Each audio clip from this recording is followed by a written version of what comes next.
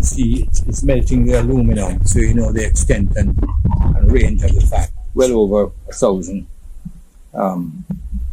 range of heating, Fahrenheit to have done all of this. And of course, this is the remnants of the bumper hanging here.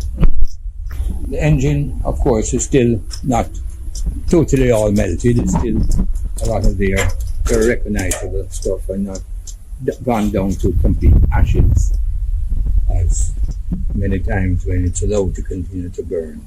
The fuel lines are still around, they're in place.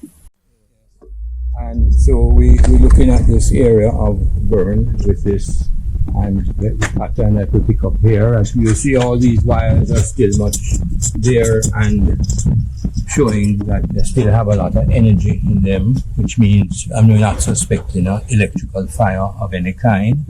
Okay, the battery has deteriorated naturally because of its construction of plastics and stuff. Yes, and the fire has come across, migrating now across the firewall, coming up here. You can see remnants of the window glass still remaining in the cowling.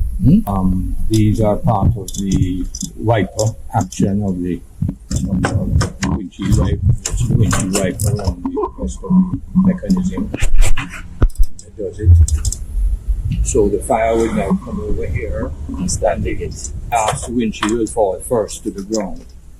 Okay, so let's come back here now.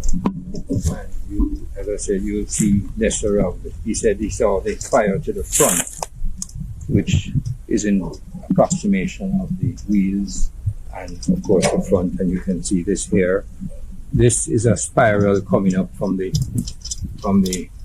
rubber on the wheel, and as it gets on the inside, consuming all the vast amount of plastics and stuff inside the car, the fire does what they call a flashover, and it becomes one of the hottest parts of the fire.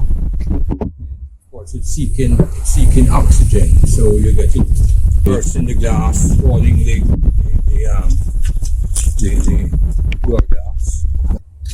This is one phone, and he said he lost another phone, and was identified the second phone to be right here.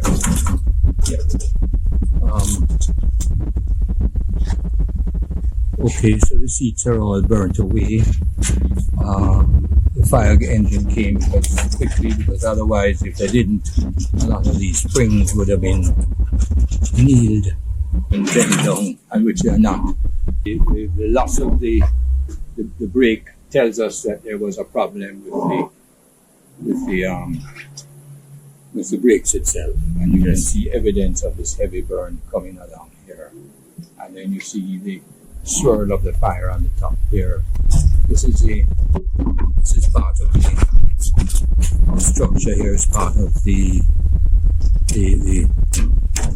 steering base, and the steering wheel. I don't see any trace of it. It's a 2008 model again. I don't know what type of steering it had on it. You see that the remains of the tire are still here, showing a lesser burning.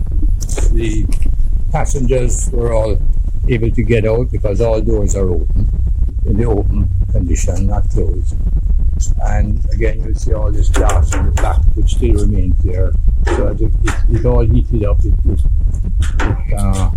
worked at the base of the roofing here, and broke and fell down. The least burnt area of the car, you see the remains of the spare tire.